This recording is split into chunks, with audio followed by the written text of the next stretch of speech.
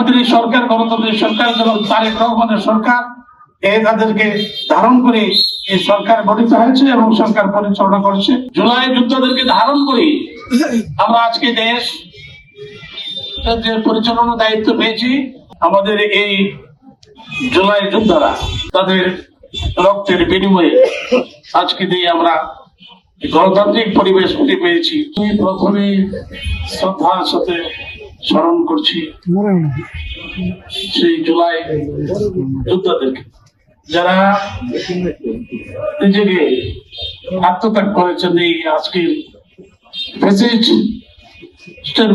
ফ্যাসিস্টকে বিদায় করার জন্য, যারা আন্দোলন করে জীবন বাজি রেখে আন্দোলন করেছেন, করে যারা শহীদ হয়েছেন তাদের আত্মার মাগফিরাত কামনা করছি। পাশাপাশি যারা আহত হয়ে এখনো অজ্ঞত বরণ করে অনেকেই চিকিৎসাধীন আছেন, তাদের প্রতি আমি সমবেদনা জানাই।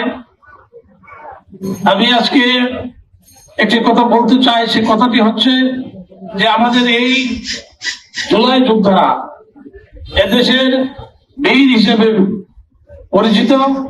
তারা বীর বাংলাদেশের বীর সন্তান হিসেবে আজকে তারা দেশকে নতুন করে আবার এই আমাদের স্বাধীন করে দিয়েছেন, এই যে গণতন্ত্রকে পুনরুদ্ধার করেছেন। তার জন্য তাদেরকে আমরা স্মরণ করব।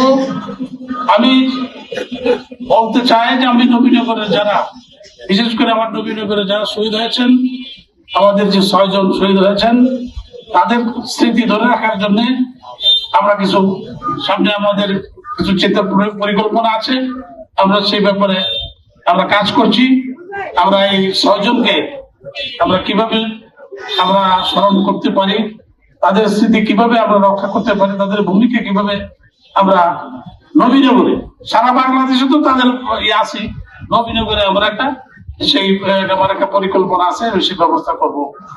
আজকে আমাদের এই জুলাই যোদ্ধারা এই তাদের রক্তের বিনিময়ে আজকে দিয়ে আমরা গণতান্ত্রিক পরিবেশ ফিরে পেয়েছি।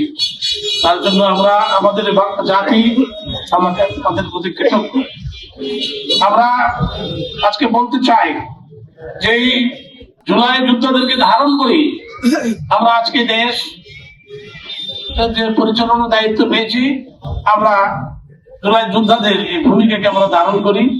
তাদের যে স্বপ্ন, বৈষম্য বিরোধী যে সমাজ, তাদের যে স্বপ্ন, গণতান্ত্রিক একটি রাষ্ট্র কাঠামো, তাদের যে স্বপ্ন, সাম্য, মানবাধিকার ইত্যাদিকে আমাদের এই সরকার গণতান্ত্রিক সরকার যেমন তারেক রহমানের সরকার তাদেরকে ধারণ করে এই সরকার গঠিত হয়েছে এবং সরকার পরিচালনা করছে। আমরা তাদের ভূমিকাকে আবারও স্মরণ করছি এবং আজকের এই দিনে সবার কাছে আমি তাদের জন্য দোয়া চাই। আমি তাদের আত্মার মাগফিরাত কামনা করি।